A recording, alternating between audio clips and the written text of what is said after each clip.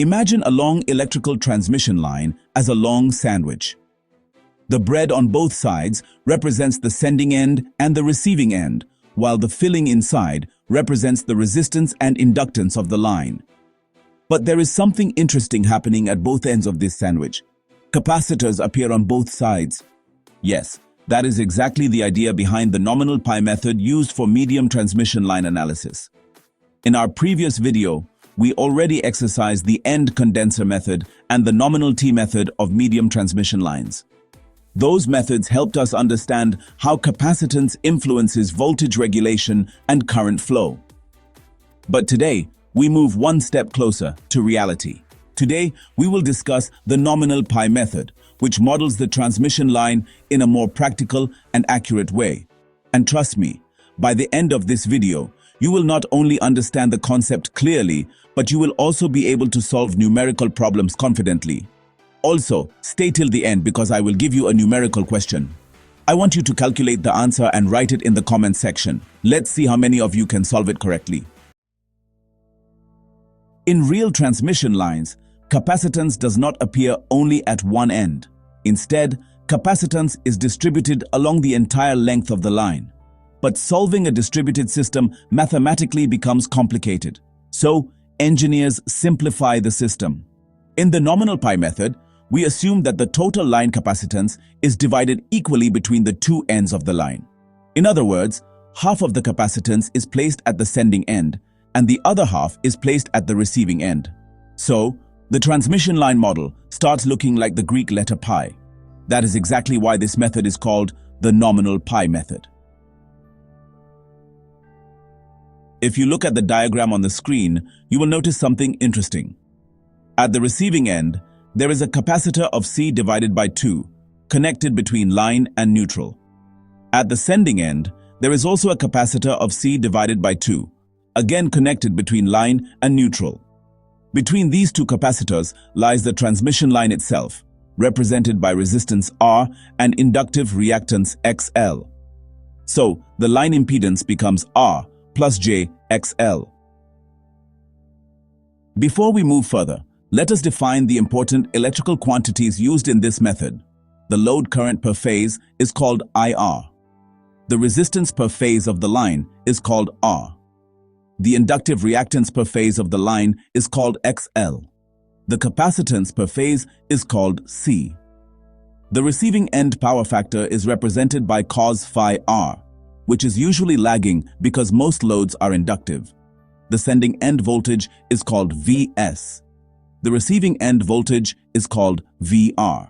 In Phasor analysis, we usually take the receiving end voltage as our reference. So, we say VR equals VR plus J0, which means the receiving voltage lies along the horizontal axis of the Phasor diagram. Now let us talk about the load current.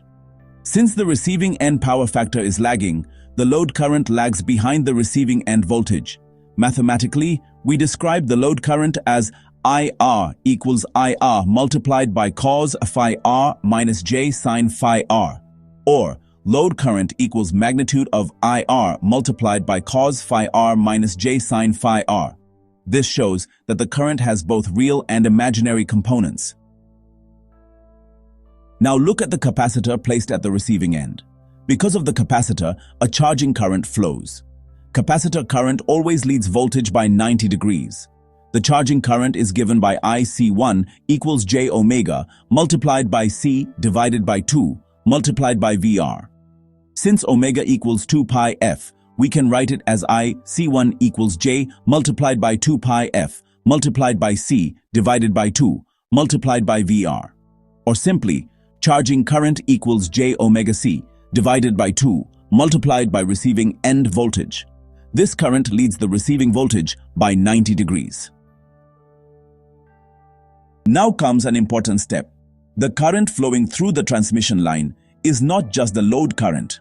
The capacitor at the receiving end also draws current. So the line current becomes the sum of these two currents.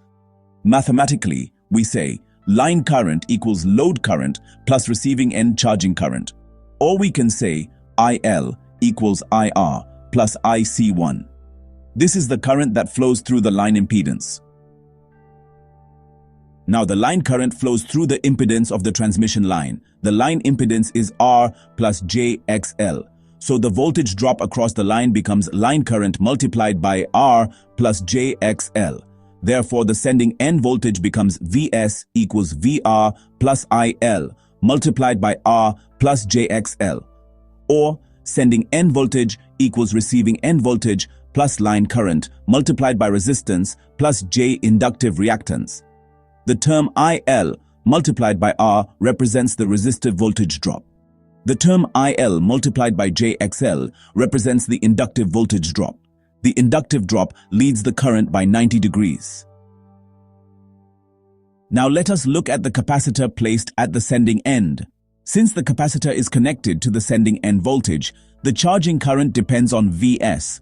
The expression becomes IC2 equals J omega multiplied by C divided by 2 multiplied by Vs, or charging current equals J omega C divided by 2 multiplied by sending end voltage. Again, this current leads the sending voltage by 90 degrees. Now we finally calculate the total sending end current. The sending end current is the Phasor sum of line current and sending end charging current. Mathematically, we write IS equals IL plus IC2, or sending current equals line current plus charging current at the sending end capacitor. This gives the total current supplied by the generating station. Now let us visualize the Phasor diagram that you can see on the screen.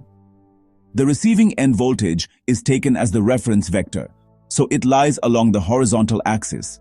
The load current lags behind the voltage by the angle phi r.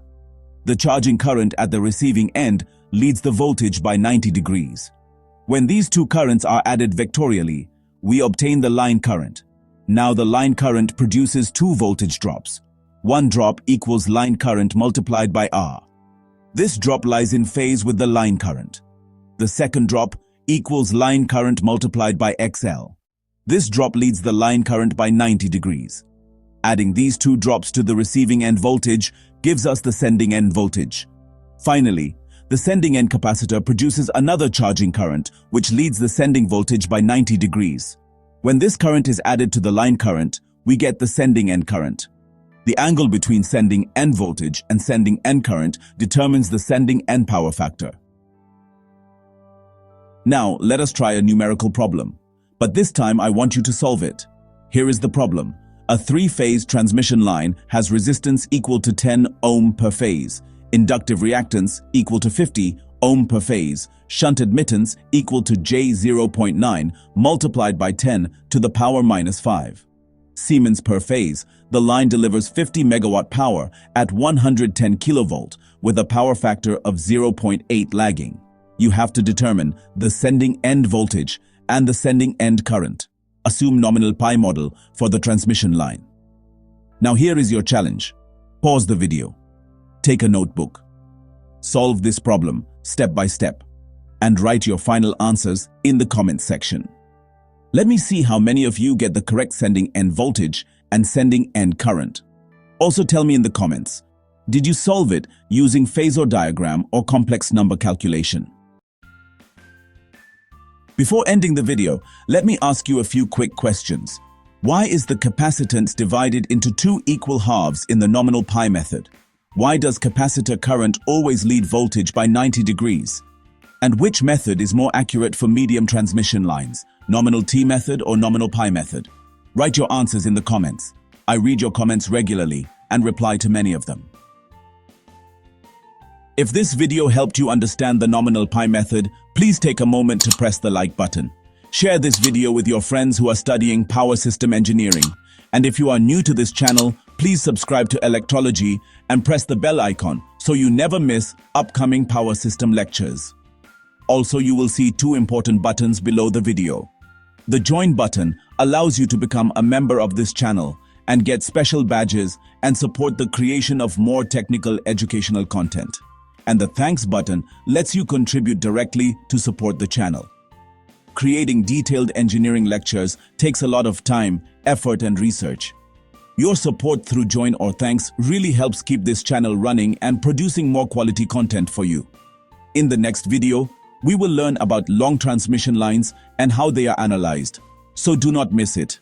Until then, keep learning, keep exploring, and keep watching Electrology.